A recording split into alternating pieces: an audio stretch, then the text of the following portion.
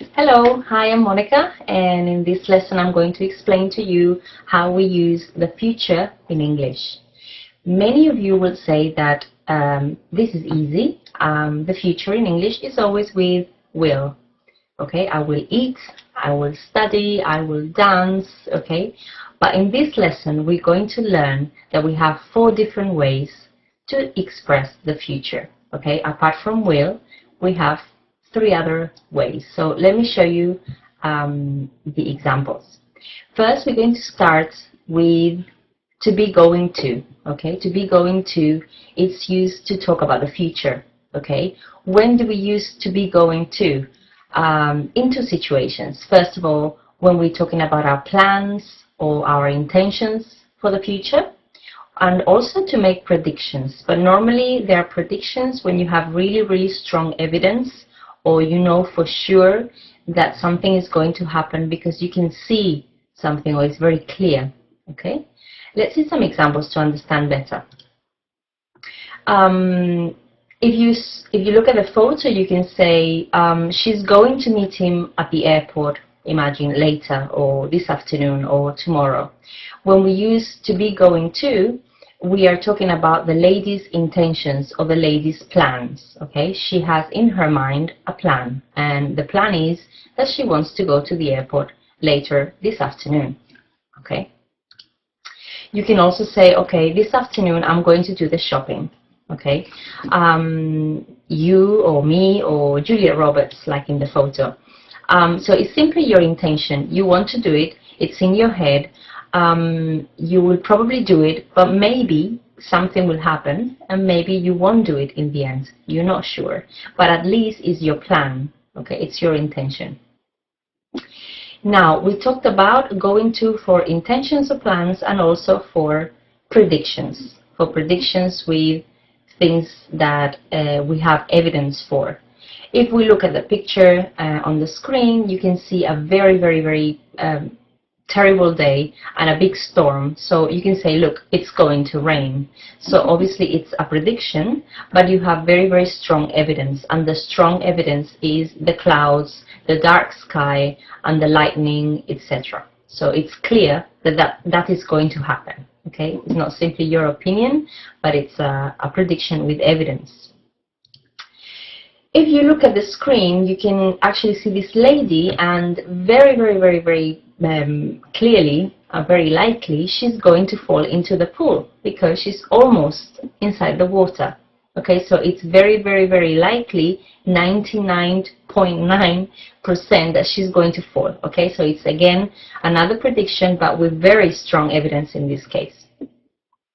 Okay, so this is going to be going to. Now the future is also expressed with the present continuous. Sometimes this is a bit confusing because the present continuous, we normally use it for the present, but also there is another meaning or another use for the future. Okay, in this case we use it for future arrangements. Okay, this is a very strange word, arrangements. Later on I will explain what it is, but let's see some examples. Imagine this is Ben's diary. Okay, there's a person called Ben, and this is his diary. And then you can check and see, okay, he's playing tennis on Monday afternoon, he's going to the dentist on Tuesday morning, and he's having dinner with Kate on Friday. Okay, these are his arrangements. Okay. What is an arrangement? An arrangement is something that you have decided to do and you have arranged to do. So basically an arrangement is the preparation that you do to have a plan. For example, when you want to have dinner on Friday, first you need to speak to your friend and decide what time and what restaurant. Then you need to make an appointment. Then you need to call the restaurant and book a table, etc. So all those number of things, it's called an arrangement. So it's the preparation that you do. It's not only your intention, but it's something that you do before so that you can have something later in the future. Okay, in these situations we use the present continuous. Okay. So, for example, if I ask you, what are you doing on Saturday evening? And you can tell me, okay, I'm watching a movie in the cinema. In this case, we're using the present continuous. I am watching, okay? But in this case, it's not the present, but I'm talking about the future. I'm talking about Saturday evening, okay? I'm using the present continuous because it's an arrangement. So when I say I'm watching a movie in the cinema on Saturday, it means that I have done my preparation. Probably I went online and I checked the movies and I chose the movie that I want to watch. Maybe, who knows, maybe I bought the ticket already online. So all those things I have done before. So because it's very sure that I will go to the cinema, I prefer to use the present continuous. Now, let's make a contrast between the present and the future. First of all, I can say, what are you doing? And you can tell me, I'm watching a movie. That would be the photo with the man sitting on the sofa, very relaxed, watching TV. But then I can ask you the same question, but in the future, and I can say, what are you doing tomorrow night? And then you can tell me exactly the same answer. I'm watching a movie. In the first case, I'm referring to the present. I am watching a movie now. But in the second one, I'm referring to the future, to tomorrow night. And I'm saying I'm watching a movie tomorrow night. When I say I am watching a movie tomorrow, it means that it's all arranged, it's all prepared. I've spoke to my friends, they told me that they want to come, we have decided the movie that we want to watch, and maybe we have bought the tickets online. Okay, so let's see some more examples. If we say, I'm having a party, or I'm going to have a party, there is a little difference. One of them is more sure that it will happen. If you say, I'm having a party, that is something definite. It's something that 99.5% will happen in the end. It's not only an intention, but it's an arrangement. So probably I have spoken to my friends on the phone. I probably went to the supermarket to buy the things, the food and the drinks. I probably spoke to my parents to leave me the house for the party, etc., etc. But if you say, I'm going to have a party tomorrow, it's simply your intention. It's in your head. It's your plan. You want to do it. But maybe something will happen and in the end you won't have the party, or maybe you will. But it's not that definite. It's only possible, but it's not definite like the present continuous. The second example, you can say Jane is having her hair cut next week, okay, and Jane is going to have her hair cut. When you say the first example, it is sure, it is an arrangement and it's definite, okay. Why? Because you have probably called the hairdresser and you made an appointment at 4 o'clock. So that is sure, okay? You have an appointment and it's in your diary, okay? If you simply say, Jane is going to have a haircut, it's possible that she's going to have it, but we don't know exactly when or where. It's simply her intention. Imagine your friend decides to go on holiday. What questions will you ask her about her arrangements? Imagine she's going, it's definite. What would be your questions? For example, with the first example, where go, and the answer is Scotland, you would have to say something like present continuous example. So I'm going to give you some seconds. You can stop the video now. You can press pause and then think about the questions and the answers that you would use for arrangements. Okay? You can do it now. Alright, so now let's have a look at the answers. The question could be, okay, so where are you going? And then your friend says, okay, I'm going to Scotland. And how long are you going for? And you can say, I'm going for 10 days. And when are you leaving? I'm leaving on the 10th of February. Are you traveling alone? No, I'm traveling with a friend. And where are you staying? I am staying at a hotel. So as you can see, all these questions and answers are in the present continuous.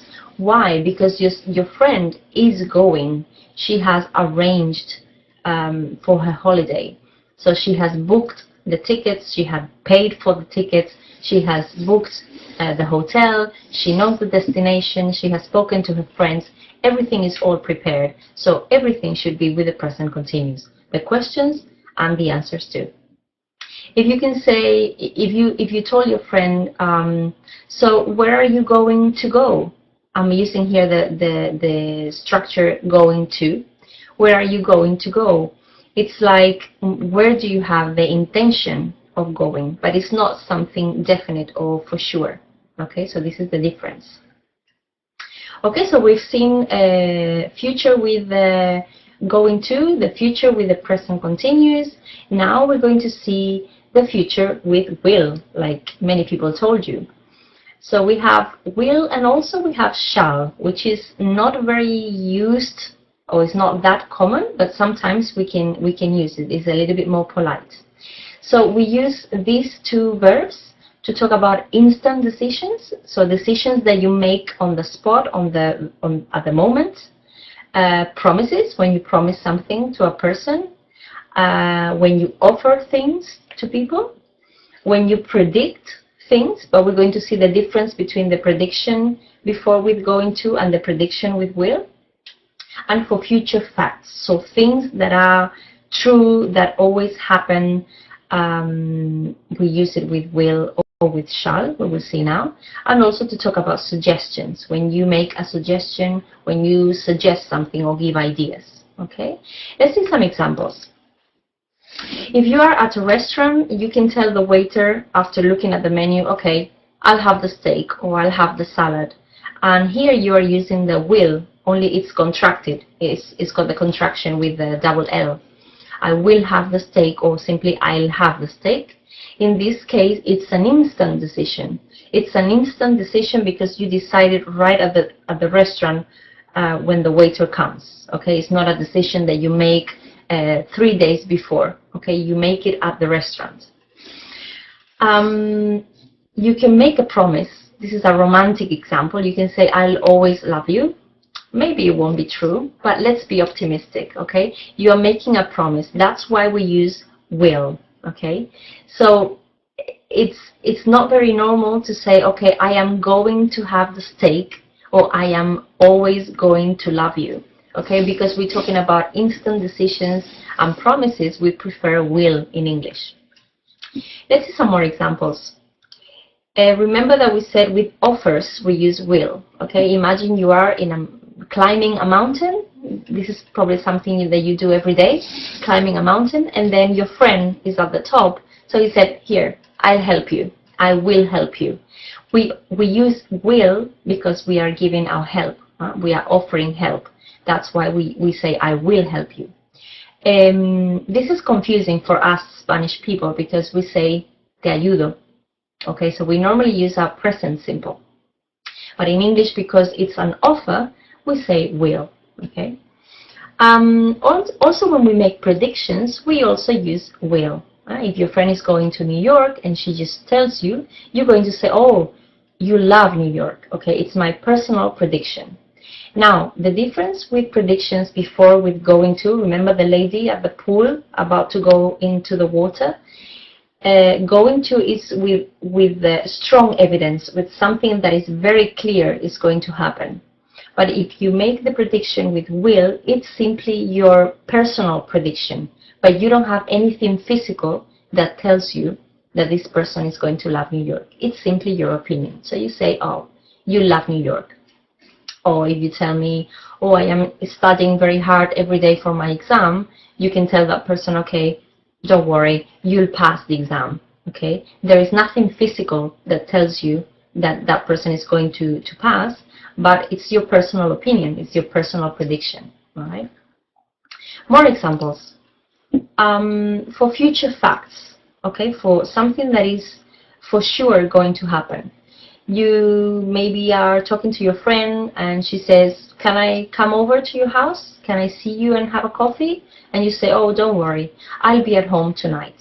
Okay, you use here will because it's something that is a fact. It's going to be a future fact. Un hecho futuro. It's something that it's definitely going to happen. So you say, I'll be at home tonight. And also to talk about offers, remember that we saw the example with the mountain, okay? And you can say, I'll help you. But remember that if it's a question and you are offering with a question, we prefer to say shall, okay? Shall I help you with your homework? Okay, that's how you offer your help.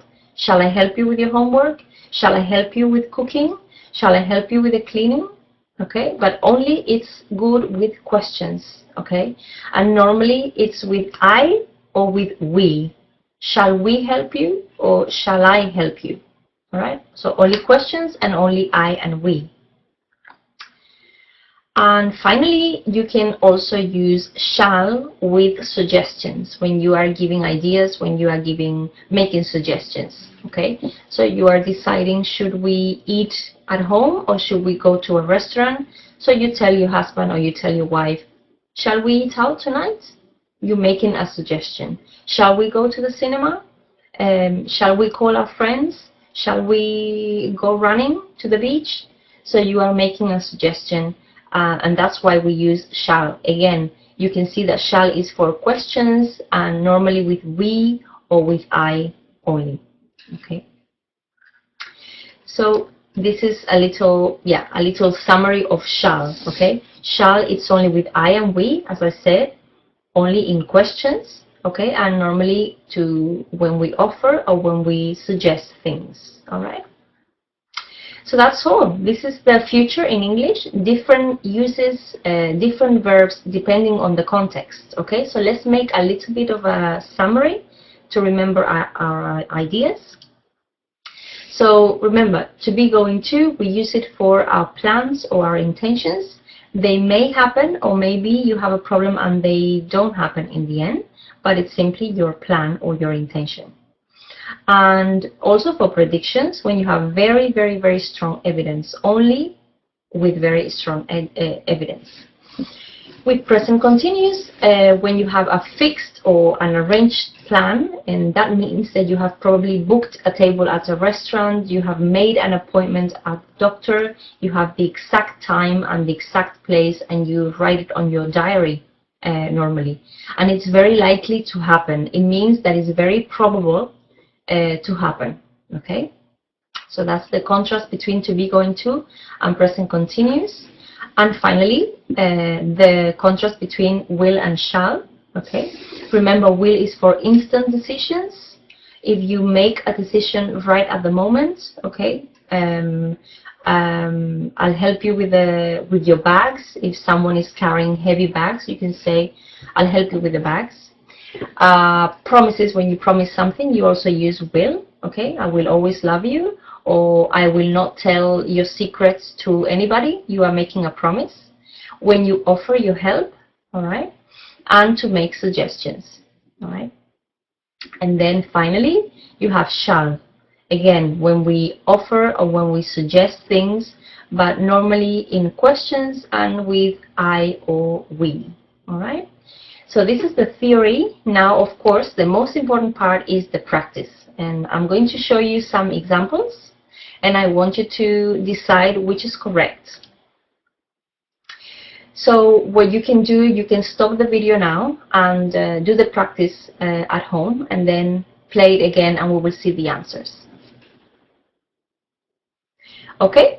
So now we're going to see the answers of these questions. You need to decide the correct alternative. I'm going to show you the answers here. The ones in blue are the correct ones. Let's have a read. Number 1, we say, shall we invite your parents for Sunday lunch? Here we are talking, or we are making a suggestion. You are talking to your friend or to your husband or to your wife probably, and you say, shall we invite your parents for Sunday lunch? It's a way of making or suggesting something. If you say, I'm going to make, or I'll make a cake for your mom's birthday, the most important part is the second part of the sentence, if you want. Okay? If you want, you are making, it's like you're making an offer. Okay? I'll make a cake for your mom's birthday, if you want. Number 3, you are promising something. So you say, okay, I won't tell anyone what you told me. I am promising you I won't tell the truth. Number 4, you have something that is happening exactly and will happen. You have an arrangement, you have exactly the time. So it would be more normal to say, my cousin is arriving at 6 o'clock. Okay, you have the time.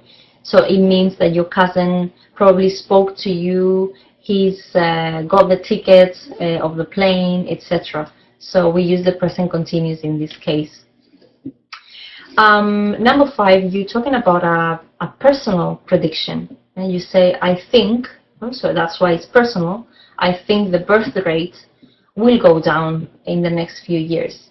There is no physical evidence, 100% sure, that is telling you this. It's only what you think, your own prediction. Okay, that's why we use will. And finally, you say, shall I help you with the washing up? You are offering your help to your friend or to your family member. So that's why we are using it in a question, and we are using it with I, like we said earlier. Okay, so I hope this was good use. I hope it helps you. Keep on practicing. Remember to visit our class blog, and you can go online and just simply put future exercises in English, or to be, going to, present continuous, will, shall, and then you can carry on practicing this grammatical point. Okay, see you next time. Thank you very much. Bye-bye.